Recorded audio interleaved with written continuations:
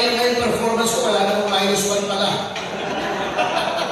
So, maybe, wala tayong -1 dyan. So, wala naman naman talaga. Hindi naman sinabihan ako ni si Alan may kasalanan nito eh. Hindi niya sinabi, I have to sing for my dinner. Anyway, siguro papatiin na lang si Madam Baby ko. At alam din naman na ito inspirasyon ko eh. Kaya ako na mapunta sa movie production ay in great part because of her. At nakita ko na may isang tao na nagmamalasakit sa industriya na kahit siya ay tumaya na walang kasiguraduhang mababalik yung kanyang puhunan. Basta quality movies ay naroon siya. Kaya na-inspire din akong gawin.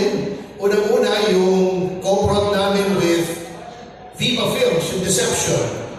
Comeback movie ni Claudine Barreto at the same time. Reunion movie nila ni Mark Anthony Fernandez. Yan. It was streaming kasi noon sarado masihan. In-stream lang namin sa Viva Max.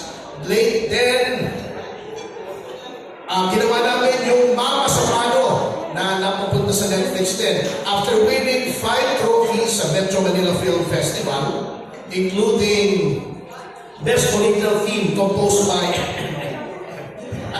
at 6 trophies sa Star Wars, ay yun po, yun ang aming ambag.